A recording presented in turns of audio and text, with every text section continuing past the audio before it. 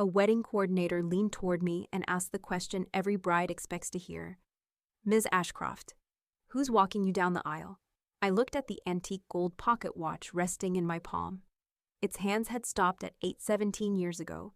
That was the exact time my father promised me. "One day this watch will be yours. I'll place it in your hand right before I walk you down the aisle." He never did. "I'll walk alone," I answered. She hesitated, clearly wondering if she had said something wrong. "I'm sorry." "It's all right," but it wasn't. Across the ceremony hall, the first rows were already filling with guests. Business leaders, old family friends, neighbors who had watched me grow up. Every seat had someone waiting except one, the chair reserved for Franklin Ashcroft. His name, engraved in elegant calligraphy, sat untouched against the white linen. Every few minutes, my phone lit up. Wedding planner, photographer, florist. Not him. For one impossible second, I convinced myself he was running late. Maybe traffic. Maybe a delayed flight. Maybe, just this once, he had chosen me over another deal. Then my phone vibrated again. One message from Dad. "Can't make it. Closing something important, nothing else. No apology. No, I love you. No, congratulations." Just 6 words that somehow erased 28 years of hoping.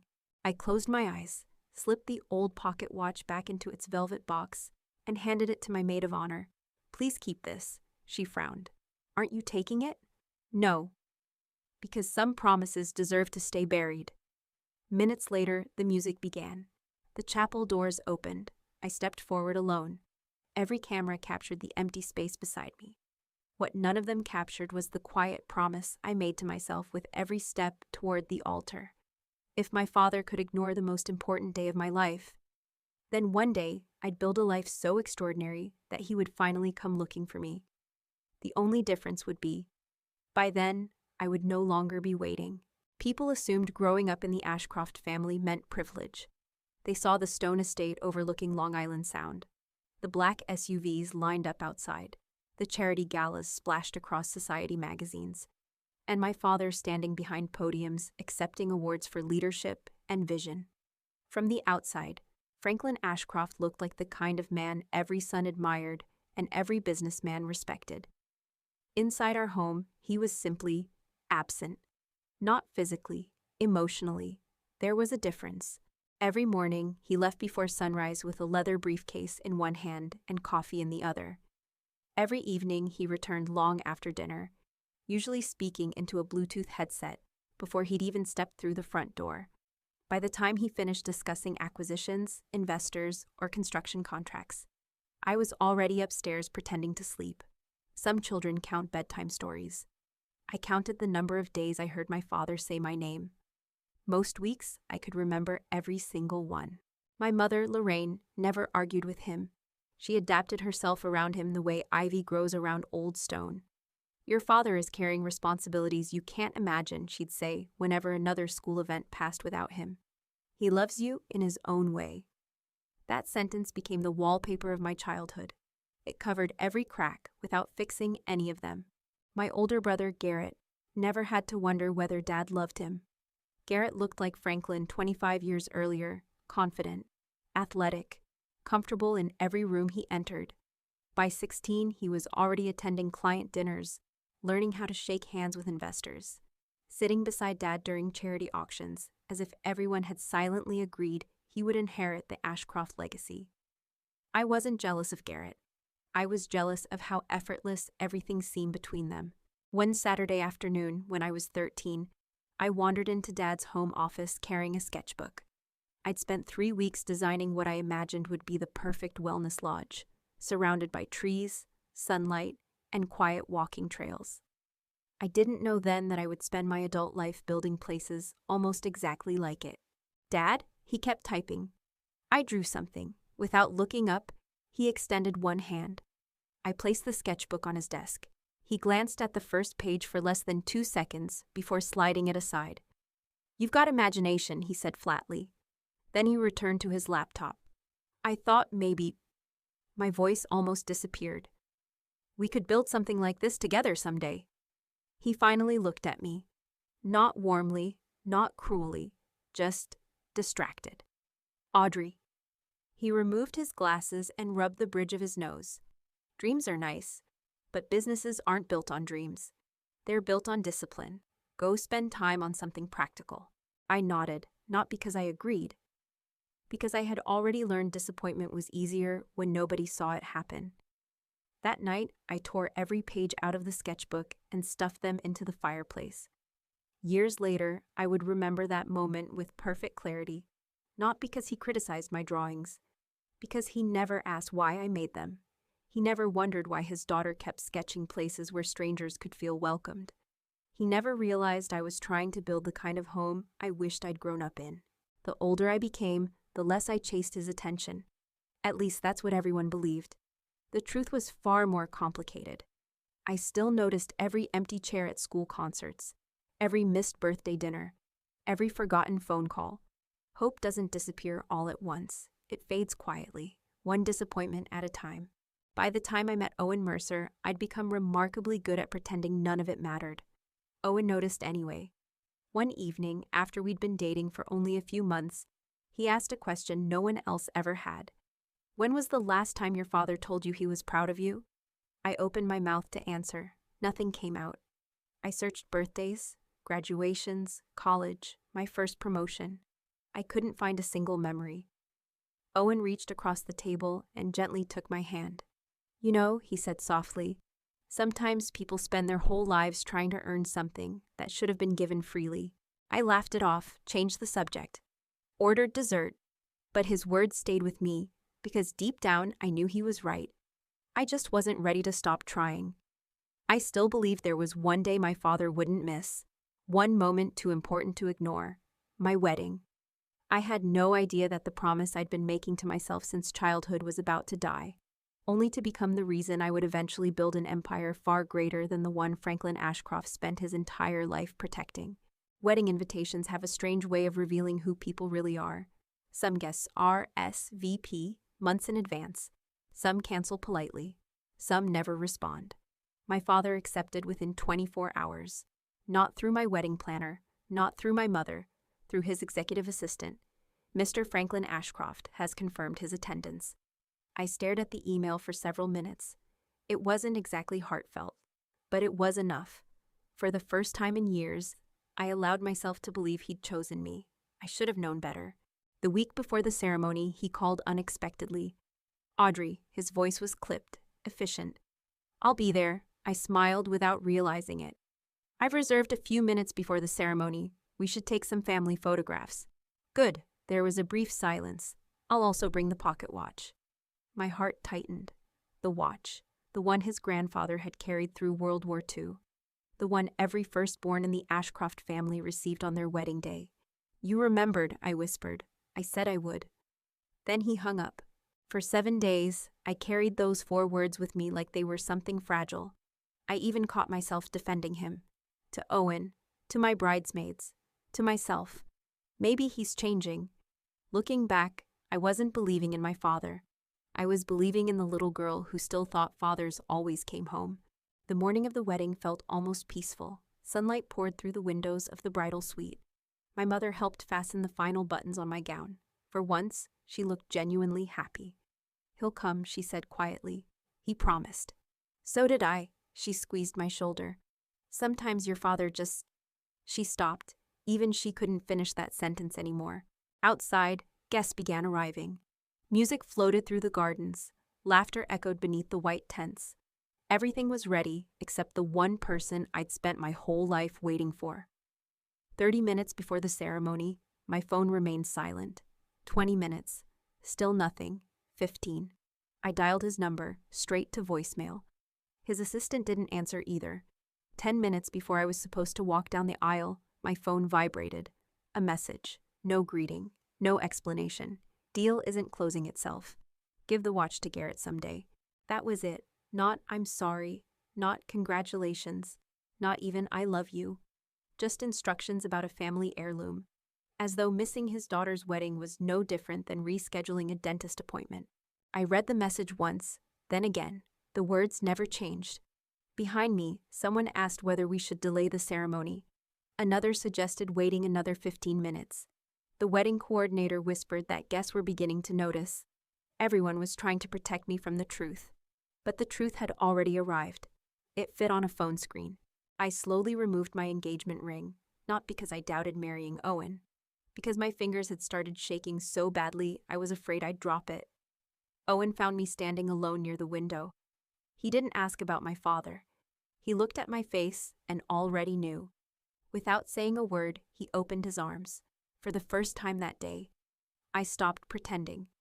I really believed him, I whispered into his shoulder. I know. I actually believed he'd come. I know. He chose another meeting. Owen rested his forehead against mine. No, his voice was calm. He chose who he's been your entire life. Those words hurt because they were true. Not cruel. Not angry. Just undeniable. A few minutes later, the wedding coordinator appeared again. We're ready whenever you are. Whenever you are, not whenever your father arrives. Because everyone had quietly accepted what I hadn't. He wasn't coming. I slipped my phone into my bouquet so I wouldn't have to look at the message again. As the chapel doors opened, 100 people turned toward me. Some smiled. Some looked confused. Some glanced instinctively toward the empty space beside me. They expected a father. Instead, they watched a daughter carry the weight of 28 years by herself. Every step down that aisle felt heavier than the one before it. Yet somewhere between the first row and the altar, something inside me became unexpectedly still. The grief didn't disappear. It settled, like snow covering a field after a storm. Beautiful from a distance, freezing underneath. When I reached Owen, he took both my hands before the officiant could begin. You don't have to smile for anyone, he whispered. I just need you to be here. I looked into his eyes. For the first time all morning, I realized someone wasn't asking me to earn love. They were simply offering it. That realization saved the day, but it couldn't save what had already broken. Late that night, after the last guest left, and the ballroom lights faded one by one, I walked onto the balcony overlooking the harbor. The city shimmered across the dark water. Inside my purse, my phone buzzed once more, for one impossible second. Some stubborn part of me hoped it was my father. It wasn't, just another promotional email. I laughed quietly at myself. Then I opened my phone, found his message, and read it one last time. Without hesitation, I deleted it. Not because I wanted to forget, because I was finally ready to stop waiting for the next one. That quiet decision, made beneath a sky full of indifferent stars, would become the beginning of everything that followed. The company, the empire, the headlines, and the night Franklin Ashcroft would discover that the daughter he never had time for had become the only person capable of deciding the future of everything he had spent his life building. The morning after our honeymoon, I packed my wedding dress into a preservation box, not because I wanted to protect it, because I couldn't bear to look at it. Every photograph reminded me of the empty space beside me. Every memory carried two stories at once: the joy of marrying Owen, and the quiet funeral of the hope I'd carried since childhood. I never mentioned my father again. Not to Owen, not to my mother, not even to myself. Instead, I worked. Some people throw themselves into work to escape pain. I did it because work was the only place where effort actually meant something. Buildings didn't ignore you. Employees didn't make promises they never intended to keep. Guests didn't love you only when it was convenient. The business was honest. People weren't.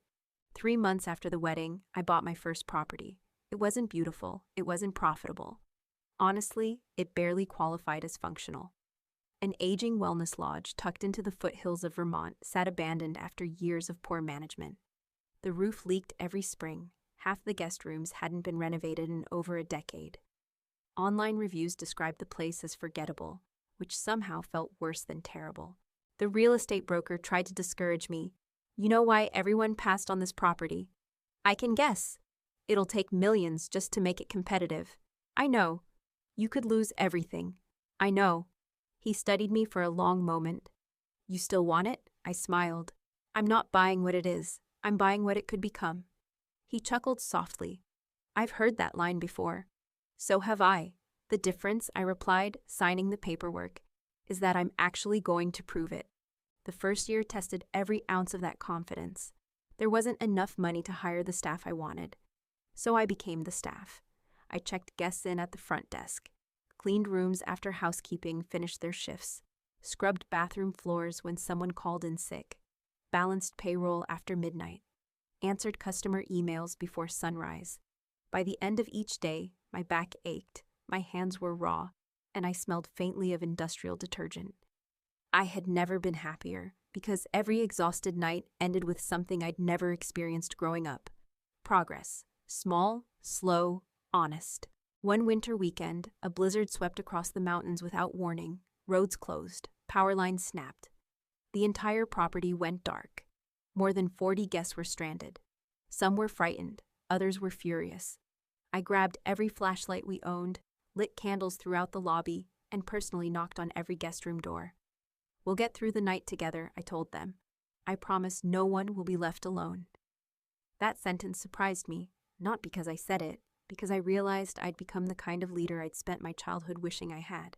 Around 3 in the morning, after the backup generators finally kicked in, I walked outside into knee-deep snow. The lodge glowed warmly against the darkness. Guests gathered in the dining room drinking hot chocolate, laughing with strangers they'd met only hours earlier. For a moment, it didn't feel like a business. It felt like home. I stood there smiling until Owen wrapped a blanket around my shoulders. "You've been outside for 10 minutes. "I know. What are you looking at?" I watched light spill through the windows. "The life I always wanted." He looked toward the lodge. "You built that." "No," I squeezed his hand gently. "We built it." He laughed. "I mostly carried boxes. You carried me." He kissed my forehead. "I'll keep doing that." Those words became our marriage. Simple, reliable, never louder than necessary. By the 3rd year, reservations were booked months in advance. Travel magazines called our approach a new standard in restorative hospitality. Architects wanted tours of our properties. Investors requested meetings. Banks that once rejected my business plans suddenly competed to finance the next expansion. 1 property became 3. 3 became 7. Every new location followed the same philosophy: natural light, quiet spaces, exceptional staff. Guests should leave feeling lighter than when they arrived. That mission wasn't written by a marketing agency. It came from a little girl who spent years wondering what it felt like to be truly welcomed. Occasionally, newspaper articles mentioned my last name, Ashcroft. I wondered if my father ever saw them. If he did, he never reached out. Not after my first successful acquisition, not after our company received its first national award, not after we crossed $100 million in annual revenue. Silence remained his most consistent gift. Oddly enough, it no longer hurt the way it once had.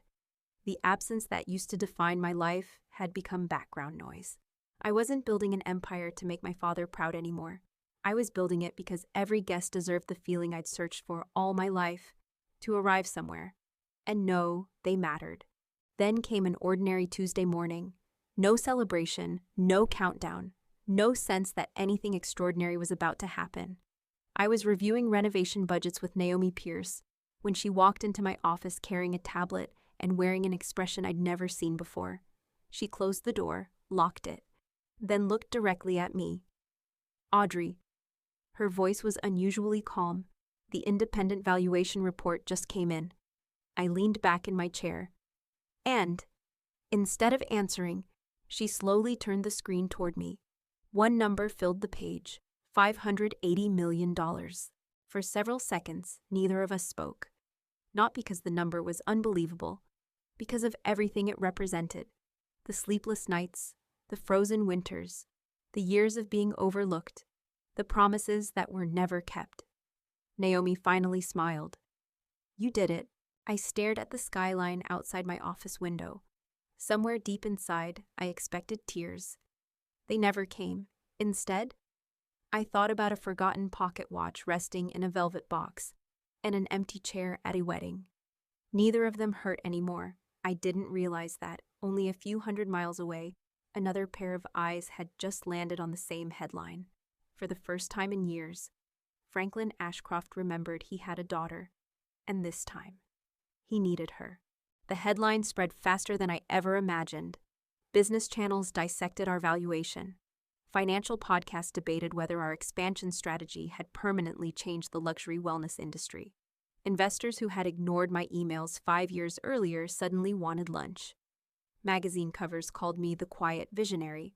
It all felt strangely distant. Success has a funny way of becoming normal after you've spent years chasing survival. That Tuesday evening, after the interviews ended and the congratulatory calls finally slowed, I stood alone in my office watching the last employees leave. The building grew quiet, just the way I liked it. I poured myself a cup of tea, kicked off my heels, and opened the leather notebook where I still wrote every major decision by hand. Then my phone buzzed. Unknown to anyone else, one notification still had the power to make my pulse hesitate. The sender read, Franklin Ashcroft. I stared at the screen without opening it. 3 years. Not a birthday, not Christmas, not an anniversary. Nothing. Now, suddenly. A message. I unlocked the phone. Boardroom, Ashcroft headquarters. Thursday, 6 o'clock. Family business. That was all. No greeting, no congratulations. No acknowledgement that his daughter had just built one of the fastest growing companies in the country. Just another instruction. As though I were still the little girl standing outside his office waiting for permission to come in. I smiled. Not because the message pleased me, because it confirmed something I had known for years. People don't suddenly change when you become successful. They simply reveal why they ignored you before. A knock sounded on my office door. Naomi stepped inside carrying another stack of reports. You haven't gone home yet? Almost. She noticed my expression immediately. What happened? Without speaking, I handed her my phone. She read the message once, then looked back at me. So, he finally remembers I exist. She placed the phone on my desk. No, he remembers your balance sheet. Neither of us laughed, because we both knew she was probably right. Naomi hesitated before opening the folder she'd brought with her. I wasn't going to tell you tonight, but after this. She slid several documents across the desk. The first page bore the logo of one of the largest commercial lenders in the Northeast. The second listed overdue obligations. The third detailed foreclosure proceedings. Each page carried the same name, Ashcroft Development Group. I frowned. What is this? She took a slow breath. I've been tracking the commercial property market for months. Franklin's company has been borrowing against nearly every asset they own. Construction delays, cost overruns, interest rates. Everything hit at once. I kept turning pages, hotels, office towers, retirement communities, industrial land. Dozens of properties, nearly all of them leveraged. This can't be right. I had our legal department verify everything twice. She pointed toward a highlighted section. They've already missed multiple payment deadlines. If nothing changes... She didn't finish the sentence. She didn't have to. I knew exactly what happened when lenders stopped waiting. Businesses weren't destroyed overnight. They bled quietly until someone finally noticed. I leaned back in my chair. The silence stretched between us. Not angry, not satisfied. Just thoughtful. Finally, I asked the only question that mattered. Does he know how serious this is? Naomi looked out the window before answering. I think he knows. I don't think he realizes how little time he has left. I closed the folder. For reasons I couldn't explain, I didn't feel victorious. I felt sad. Not for the company. For the man who had spent his entire life believing control could never slip through his fingers. Another message arrived. This time from my mother. Please come. Your father won't ask twice. I stared at those words for several seconds. Even now. Everything revolved around what Franklin wanted. Not what he had done, not what he had failed to do, just what he expected. Naomi broke the silence. Are you going? I don't know, she nodded slowly. You don't owe anyone an answer tonight. After she left, I remained alone in the office long after darkness settled over the city. Around 9, Owen found me exactly where he'd expected. Still sitting at my desk. Still staring at the same unopened folder. He set 2 takeout containers on the conference table. You skipped dinner, I forgot. You've never forgotten dinner. I guess today's unusual. He sat across from me without asking questions. That was one of Owen's greatest gifts. He understood that silence sometimes deserved company more than conversation. Eventually, I handed him my phone. He read both messages, then quietly closed the screen. So, what are you thinking? I looked toward the skyline glowing beyond the glass. When I was 12, I would have run there, just to hear him say my name. And now? I don't know. Owen nodded thoughtfully. Maybe that's your answer. I frowned. What do you mean? You don't have to decide whether he deserves your time. You only have to decide whether this meeting serves yours. His words settled over me in a way I hadn't expected. For years, every decision involving my father had been about earning something: approval, attention, affection. This would be the first decision made without needing any of those. The following morning, Naomi returned with another update. The lenders have formed a restructuring committee. Several investment firms are already preparing offers. One of them called us. I looked up. They called us? They know we're one of the few companies with enough liquidity and operational experience to stabilize the portfolio. She paused. If someone acquires controlling interest, the Ashcroft empire won't belong to the Ashcroft family anymore. The room fell completely still. I slowly closed the file, then opened my notebook. On a blank page, I wrote a single sentence: never confuse saving someone with surrendering yourself. I underlined it once, closed the notebook, and finally looked at Naomi. Set up a meeting with the investment committee. Her eyebrows lifted slightly. You've made your decision? Yes. She waited. Were we attending my father's meeting? I met her eyes.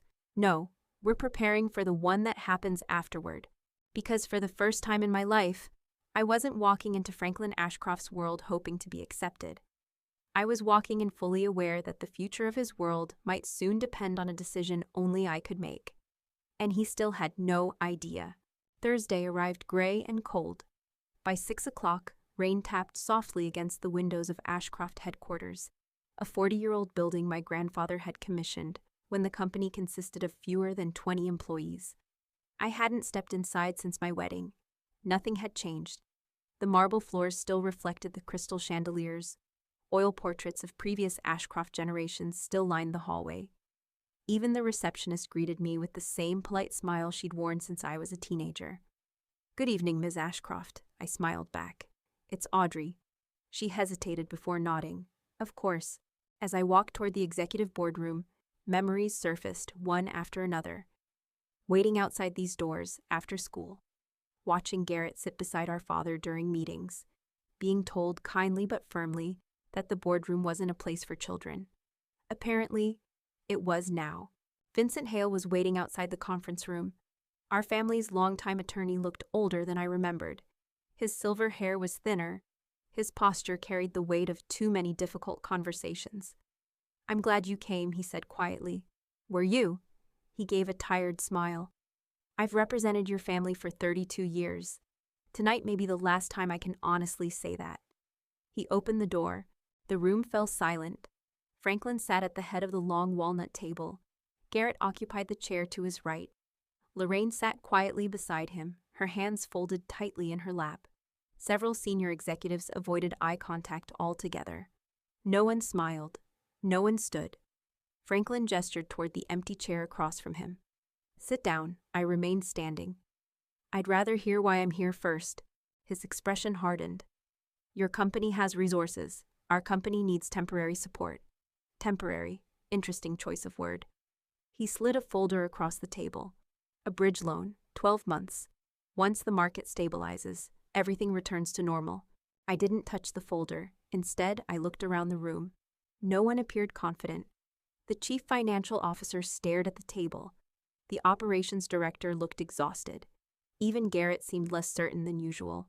Only Franklin still believed he controlled the room. You've already spoken with lenders, I said calmly. They're nervous. We've managed difficult markets before. You've also missed multiple covenant deadlines. A flicker crossed his face, small, almost invisible. You've been asking questions. I always ask questions before making decisions. Garrett leaned forward. Dad doesn't need an interrogation. He needs family. I looked at him for several seconds. Family? You mean the one that remembered I existed 48 hours ago? His jaw tightened. This isn't the time. No, it probably would have been my wedding. The room became painfully quiet. Lorraine lowered her eyes. Franklin exhaled sharply. We're discussing business. So am I. He pushed the folder closer. Sign the loan. You'll earn an excellent return. There it was. Not one mention of reconciliation. Not one apology. Not one acknowledgement of the years between us. Just another transaction. I slowly opened the folder. The proposal was exactly what I'd expected. Audrey Mercer Holdings would provide emergency financing. Ashcroft Development Group would retain operational authority. Franklin would remain chairman. In other words, he wanted my money, not my partnership. Certainly not my forgiveness. I closed the folder. I'm not signing this. Garrett scoffed. I knew she'd make this personal. No, I answered quietly. I'm making it practical. I reached into my briefcase and placed a single envelope on the table. Vincent looked at it and immediately understood. His shoulders dropped. Franklin frowned. What is this? Vincent cleared his throat. Franklin, I think you should read it. He unfolded the documents. The confidence disappeared from his face, one page at a time. What is this? Vincent answered carefully. The restructuring committee completed negotiations this afternoon. The controlling debt position has been acquired. Franklin looked up. By whom? No one spoke. Garrett grabbed the paperwork. His eyes raced across the pages, then stopped. His face lost all color. He slowly turned toward me. No. Franklin stood. Who bought it? I met his eyes. My company did.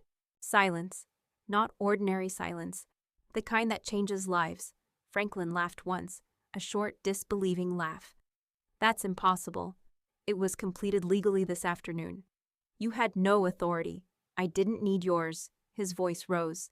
Those assets belong to this family. I looked steadily at him. They did. Vincent slid another document across the table. Effective immediately, operational control transfers under the restructuring agreement. Franklin's hands trembled. I built this company. You built remarkable buildings, I answered softly, but you borrowed against almost all of them. Garrett slammed the folder shut. You planned this. No, I shook my head. I planned my future. You endangered yours. Franklin stepped closer. For the first time in my life, he looked uncertain, not angry, afraid. You'd really do this to your own father. I held his gaze. I didn't come here to take your company. I came because you invited me. You asked for help. So I found the only kind of help that would keep thousands of employees from losing their jobs. I looked around the room. Every executive was watching now. They deserve stability. They deserve leadership. They deserve honesty. None of those words were really meant for the executives. Franklin knew it. So that's it? He asked quietly. You win? I thought about the question, about the wedding, the pocket watch, the little girl outside his office. Then I answered. This was never about winning. It was about ending a story that should have ended years ago. I opened my briefcase one final time. Inside rested a small velvet box, the same one I'd carried away from my wedding. I placed it gently on the table between us. Franklin stared at it. His face changed. For the first time that evening, the businessman disappeared. Only a father remained. Barely above a whisper, he asked, You kept it? I did. He reached toward the box. I gently placed my hand over it, not aggressively, simply enough to stop him. It belongs to you. I pushed the box back across the table. I don't need it anymore. His eyes filled for the first time I could remember, not because he had lost the company, because he had finally understood what he'd lost long before that. I picked up my coat, turned toward the door, then stopped. Without looking back, I said quietly, I hope one day you build something no one can take away. The room remained silent behind me, no shouting, no dramatic threats, no celebration. As the elevator doors closed, I caught one final glimpse of Franklin Ashcroft. Not the powerful developer everyone admired, not the intimidating father I'd spent years trying to impress. Just an aging man sitting alone at the head of an impossibly long table, surrounded by everything he had sacrificed his family to build, and realizing, far too late, that none of it knew how to love him back. The newspapers called it one of the most significant corporate restructurings of the year. Financial analysts praised the speed of the transition. Business magazines wrote about strategy, market timing, and leadership. None of them understood what had really happened. They thought a company had changed hands. The truth was, a daughter had finally stopped asking to be chosen. Over the following weeks, my calendar filled with meetings that had nothing to do with revenge and everything to do with rebuilding. The first decision I made surprised nearly everyone. No mass layoffs, no dramatic rebranding, no public humiliation of the previous leadership.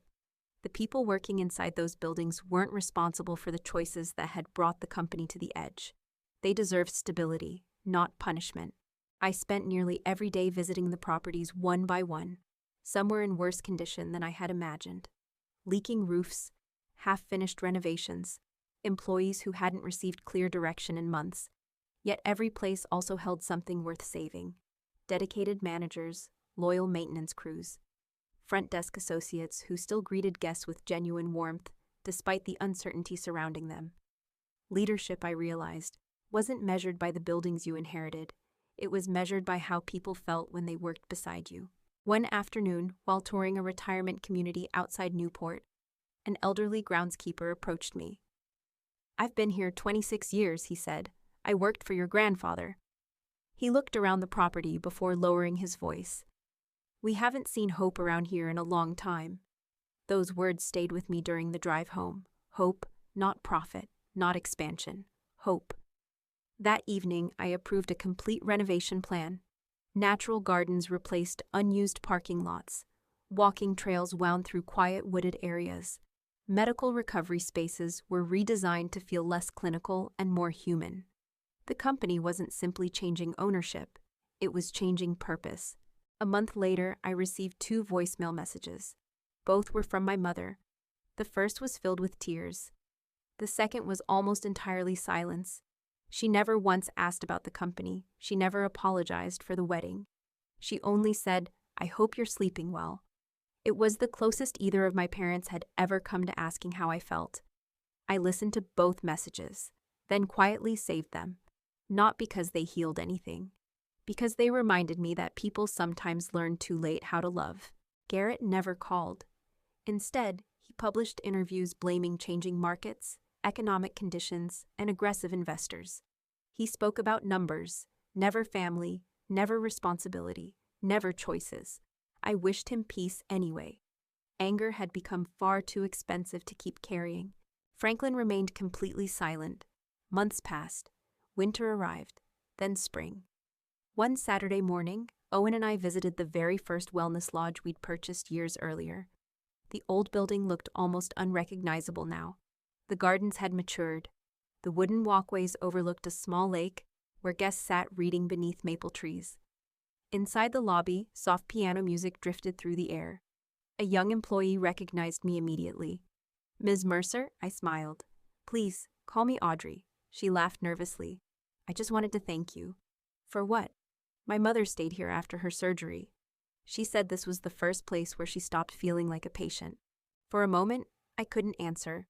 Not because I was emotional, because I suddenly understood something my father never had. Buildings were never my business. People were.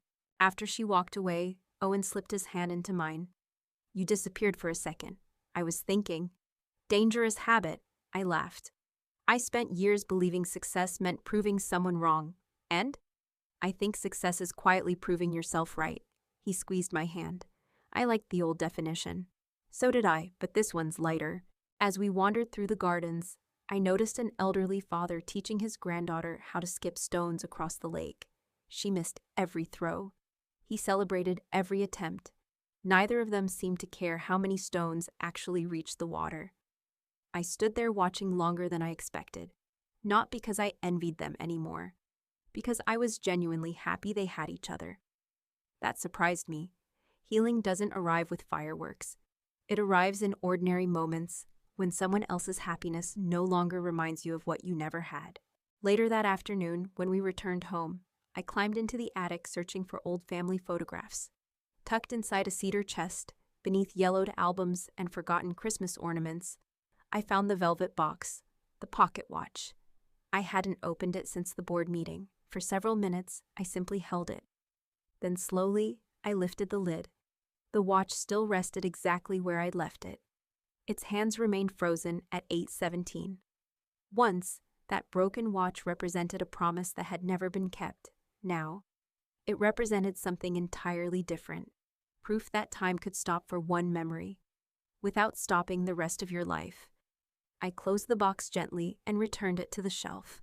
Some memories don't need to be erased. They only need to be placed where they no longer control you. Several weeks later, a handwritten envelope arrived at my office. No company logo, no assistant's signature. Just my name written in familiar handwriting. Inside was a single note. I spent my whole life building places for strangers to admire. I should have spent more time building a home my daughter wanted to return to. I understand if forgiveness never comes. Dad, there was no request, no excuse, no invitation to meet, just 6 honest lines. I read them twice, folded the letter carefully, and placed it inside the same velvet box as the watch.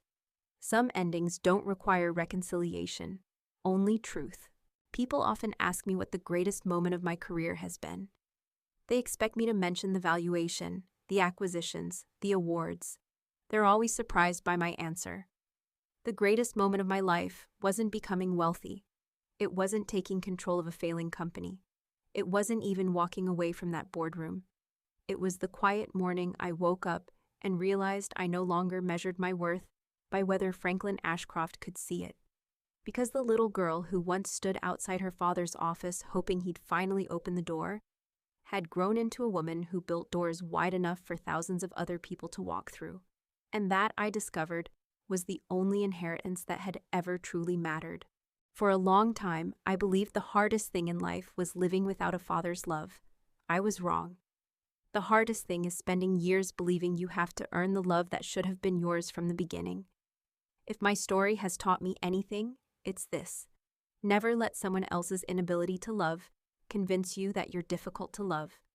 Never measure your worth by the attention of people who only notice you when they need something. Build a life that reflects your values, protect your peace, and never be afraid to walk away from relationships that survive only because you keep sacrificing yourself. Sometimes the greatest victory isn't making someone regret losing you. It's reaching a place where their regret no longer defines your happiness. If this story touched your heart, I'd love to hear from you. Have you ever had to walk away from someone you loved in order to finally choose yourself? Share your thoughts in the comments below. I read as many of them as I can, and your story might remind someone else that they're not alone. And if you enjoy stories about family, resilience, and finding the strength to rebuild your life, don't forget to like this video, subscribe to the channel, and turn on notifications so you won't miss the next story. Until next time, thank you for spending your time with me. Take care of yourself, and remember, you deserve to be loved for who you are, not for what you can give.